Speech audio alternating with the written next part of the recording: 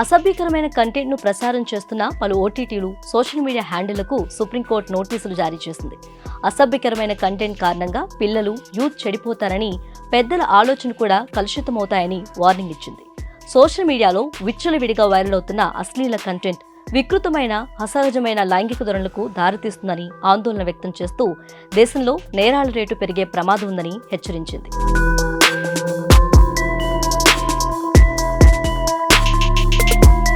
ఓటీటీలతో పాటు సోషల్ మీడియాలో ప్రసారమవుతున్న అశ్లీల కంటెంట్ విషయంలో తక్షణ చర్యలు తీసుకోవాలంటూ సుప్రీంకోర్టును ఆశ్రయించారు కొందరు పిటిషనర్. వారి పిటిషన్పై విచారణ జరిపిన ధర్మాసనం కేంద్ర ప్రభుత్వంతో పాటు ప్రముఖ ఓటీటీ, సోషల్ మీడియా సంస్థలకు నోటీసులు జారీ చేసింది.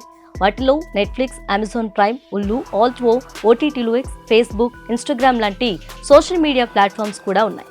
Justice BR Gavai, justice Augustine George మహిళలతో కూడిన ధర్మాసనం ఈ నిర్ణయం తీసుకుంది. సోషల్ మీడియాలోని అసభ్య కంటెంట్ను నిరోధించేందుకు ప్రత్యేక నేషనల్ కంటెంట్ కంట్రోల్ అథారిటీ ఏర్పాటు చేయాలని 5 పిటిషనర్లు కోర్టును కోరారు.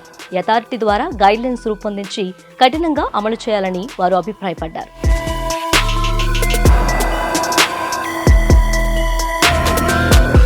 ఈ పిటిషన్పై కేంద్ర ప్రభుత్వం తరపున సొలిసిటర్ జనరల్ తుషార్ మెహతా స్పందిస్తూ ఓటీటీలు, సోషల్ మీడియా నియంత్రణ కోసం ఇప్పటికే కొన్ని నిబంధనలు అమల్లో ఉన్నాయి. భవిష్యత్తులో మరింత కఠిన చర్యలు తీసుకునేందుకు కేంద్రం సిద్ధంగా ఉంది అని కోర్టుకు తెలిపారు. అయితే ప్రస్తుతం ఉన్న నిబంధనలను పటిష్టంగా అమలు చేయటమే కాదు, నూతన మార్గదర్శకాలను కూడా రూపొందించాల్సిన అవసరం ఉందని పిటిషనర్లు అన్నారు.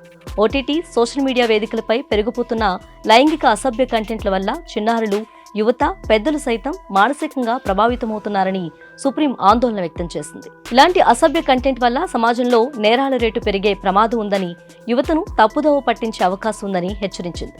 ఫలితంగా సమాజ నిర్మాణంలో ఇది తీవ్రమైన ఇబ్బందులకు దారితీయొచ్చు అని ధర్మాసనం తెలిపింది.